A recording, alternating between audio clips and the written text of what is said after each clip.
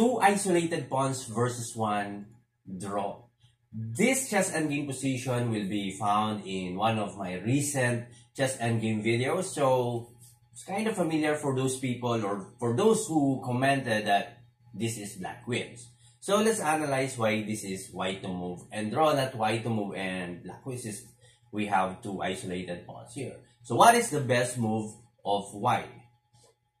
King to b7, attacking of course the c7 and a7. We'll go step by step. Let's try by moving first the a pawn and then the c pawn and then later on the king. So we will do it gradually. So what happened if black would go a5? King takes. And the idea of this one, always in reti maneuvering, is number one, to support this one and give it a chance to stop this pass pawn of black. So what would be the next move of black? Let's say continue the push pawn. White can now go here. The idea, of course, mode a3, push, queen, and queen. So let's go back. After king d7, a5, king takes, we push earlier the a4, and then we move this one. How about king to g6? Same idea. King to e7, a3, 7, a2, and white will get the queen first. So let's go back. How about moving the king immediately after a5? So king to b7, a5, king takes c7, king g6. Instead of a4 before king g6, this time king g6 and then later on a4. King to d6. The idea of that one, if captures, in c5, obviously, the black pawn is already stopped. So let's go back. So we will just keep going back to the original position to avoid any confusion. So king b7, a5, once again, capture, king to g6, king d6. If push pawn, we can actually go here, a3, 7, push, win, and it's white's turn now. So obviously draw.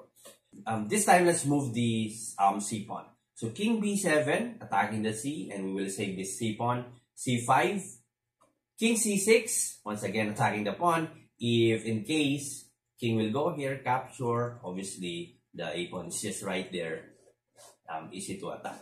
So you will not just move the king if the c pawn is under attack. King b7, c5, king c6, c4, so you have to save this one. And in this one, you can go by moving king d7, the idea of course opposition, and after c3, 7, c2, and queen. So let's go back to avoid any kind of confusion. So after king b7, c5, king c6, c4, king d7. How about moving here? Same idea. Just go king e7, c3, push, and then actually, if black king would land in a wrong square, for example, king g8, it might be a lose for black. For example, king b7, c5, king c6, c4, you have to save this one here. And thinking, how about king g8? The problem of that move is after the king e7, c3, there's a check. Of course, you have to move away from the possible check going here.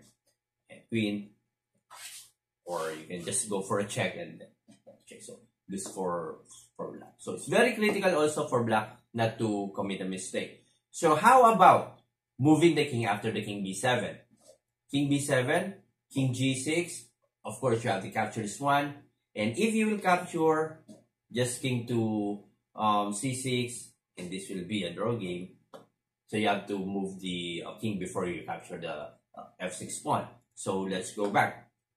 So after king b7, king g, king takes, a5, same idea after of king d6. If captures, of course, king c5, and that's obviously a draw game. Let's go back again. So after king b7, king g6, king takes a5, king d6.